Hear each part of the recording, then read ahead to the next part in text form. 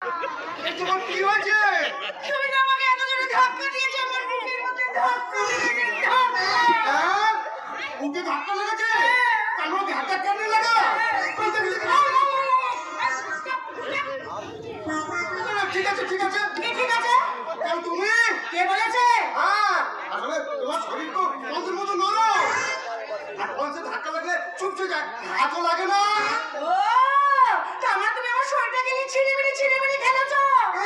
মোটেই না। শোনো, আমি তোমার দাদাকে গিয়ে বলবো যে তুমি আমাকে একা পেয়ে আমার সঙ্গে নোংরামি করার চেষ্টা করেছো।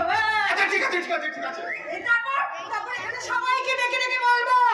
আচ্ছা ঠিক আছে ঠিক আছে ঠিক আছে। তারপর শেষে পুলিশের কাছে যাবো, পুলিশকে গিয়ে বলবো তুমি আমার বুকে ধাক্কার উপর ডবল ধাক্কা মেরেছো। আচ্ছা ঠিক আছে ঠিক আছে ঠিক আছে। এ বাবা, তখন থেকে খালি আচ্ছা ঠিক আছে ঠিক আছে আচ্ছা ঠিক আছে বলে কি ঠিক আছে? সবাই জানে আমি মূর্খ বোকা, তুমি সবাইকে ধাক্কা দেওয়ার কথা বললে এই তোমার কথা বিশ্বাস করবে না। ঠিক আছে, তাহলে আমি এবার তোমার মাকে গিয়ে বলবো যে তুমি এই মেঘাকে না মেরে দেবে না, আমার মাকে তুমি ওর কথা বলো না। বাবা পাগল হয়ে যাওয়ার পর থেকে মা এমনিতে মন মরা হয়ে আছে, আর তোমার মুখ থেকে এসব কথাগুলো শুনলে মা আমাকে ঘেন্না করবে, আর মায়ের ঘেন্না নিয়ে বেঁচে থাকতে পারবো না। এই পৃথিবীতে আমার মা ছাড়া কেউ নেই গো, তাই বলে মেঘা যাবে। তুমি এমনিতে নাটকগুলো করবে না, তুমি আমাকে কিছু বলো। ঠিক আছে, তুমি যখন বলছো কি চাই, তাহলে তোমাকে একটা কাজ করতে হবে। সেটা হচ্ছে এই কাগজে তোমাকে একটা সই করে দিতে হবে। এই কাগজে সই করলে হয়ে যাবে? হ্যাঁ হয়ে যাবে। ঠিক আছে, আমি এখনই করে দেবো। না না রাজা না, আমি না বলা পর্যন্ত তুই কোনো কাগজে সই করবি না, সই করবি না, সই করবি না। কি হলো, তুমি দাঁড়িয়ে দাঁড়িয়ে অত কি চিন্তা করছো? কাগজটা তো সই করো। কেন সই করবো? আমি তো তোমার পরনে ধাক্কা দিইনি। হ্যাঁ, আগে ধাক্কা দিই তারপরে সই করব। ওরে বাংলা হাতে আছে, ওরে বাংলা হাতে আছে রে মাইয়া রে, তুই এই লাহা তুই লাঠি একবার যেই খুইলা তাকার তাকে তাকার পদ্মা নদীর ইলিশ খাইয়া রুদ্রনাকে সবথেকে মাথা তাকার তাকে তাকার পদ্মা নদীর ইলিশ খাইয়া রুদ্রনাকে সবথেকে মাথা। উলালা হো উলালা হো উলালা হো উলালা হো উলালা হো উলালা হো।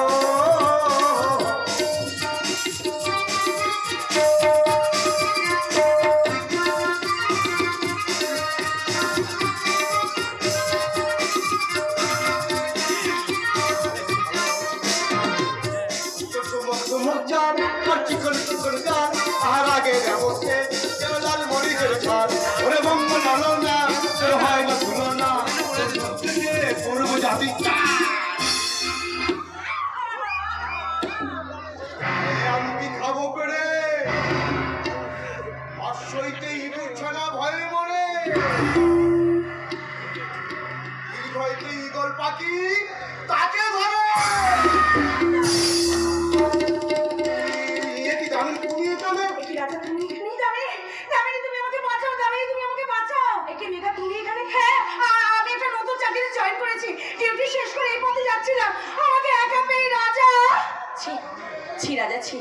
তুমি না একজন সহজ সরল মানুষ, তাহলে বলো বলো কেন তুমি নোংরা কাজটা করতে গিয়েছিলে? কিসের জন্য?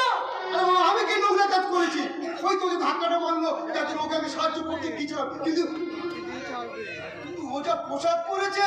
ওর সামনে কথা বলবে রাস্তায়, তার আগে তুমি তোমার পোশাকটা বদলে এসো মেঘা। লজ্জা করছে না? লজ্জা করছে না তোমার এইরকম নোংরা পোশাক পরে রাস্তায় বেরোতে? না না না, লজ্জা করছে না, কারণ এটাই তো আমাদের মডার্ন কালচার। না মেঘা না, তুমি ভুল বললে। নারী হলো ঈশ্বরের অমূল্য সৃষ্টি, আর সেই সৃষ্টির জন্য তিনি বিভিন্ন রকম পোশাক তৈরি করেছেন। আর তাই বলছি, এরকম নোংরা পোশাক না পরে তুমি যদি 300 টাকা দামের একটা শাড়ি পরতে, তাহলে দেখতে তোমাকে অনেকটাই ভালো লাগতো।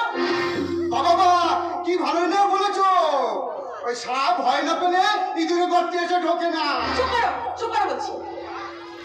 এত বড় একটা অন্যায় করে এখন চুপ করে আছো? কেন করেছিলে এই নোংরা কাজ? বলো কেন করেছো? আরে বাবা আমি কি নোংরা কাজ করছি? ধাক্কাটা ওই তো আমাকে মারলো, যাতে রকমের সাহায্য করতে গিয়েছিলাম, কিন্তু ও আমাকে মিথ্যে বদনাম দিয়ে আমাকে গেড়া গলা ফেলে এই কাগজটাতে একটা সই করতে বললো। কিসের কাগজ? আরে এটা তো একটা ব্যাংকের চেক। কে দিয়েছে তোমাকে? মেঘা দেবী আমাকে দিয়েছে। ছি ছি মেঘা ছি, নিজের কাজ হাসিল করার জন্য ওই রকম একটা নোংরা পোশাক পরে তুমি কিনা রাজাকে দিয়ে? আরে বাবা দামিনী, তুমি একটু বোঝার চেষ্টা করো। আমি যে অফিসে কাজ করি না, সে অফিসে যে আমাদের বস, তার তো ছোট ভাই রাজা। বস বললো যে কাগজটা দিতে সই করে আনলেই আমার নাকি কাজটা হয়ে যাবে, সেই জন্যই তো আমি ওই বলছি ও দামিনী, এটা কিসের কাগজ গো? আরে বাবা এটা একটা ব্যাংকের চেক, আর এই কাগজে সই করে দিলে তোমার সমস্ত টাকা তোমার দাদার হয়ে যাবে। সে কি? তার মানে এটাতে আমি সই করে দিলে আমার টাকা সব ঝেড়ে দিত? ছেড়ে দিত। হ্যাঁ মাগো, বলো মায়ের দয়া এটা হয়নি। মা সময় মতো সব কিছু ভাগ করে দিয়েছে। হ্যাঁ বাবা, এই জায়গাটা মোটেই ভালো নয়। জয় মা, জয় মা। রাজা রাজা দাঁড়াও, রাজা। তোমাকে একটা কথা বলে যাই মেঘা, আমি তো মুখ্য সূক্ষ্ম মানুষ, আমি তো এসব কিছু জানি না গো। কিন্তু তুমি, এ তোমার কেমন শিক্ষা গো? দামি নবে, তুমি হবে, কিন্তু তফাৎ দেখো দুজনের মধ্যে কত তফাৎ। একজন দেবী আর একজন দানবী। না না, তুমি দানবী নও, তুমি হচ্ছে শাহরুখ খানের প্যাদলি। রাজা তোমার একটা কথাও শুনবে না, কারণ তোমার আর তোমার বসের সবকিছু ও ধরে ফেলেছে, তাই ওর মধ্যে সন্দেহ একটা সৃষ্টি করে দিয়েছে। রাত যাবেনি। ছি ছি মেঘা ছি, লজ্জা করে না?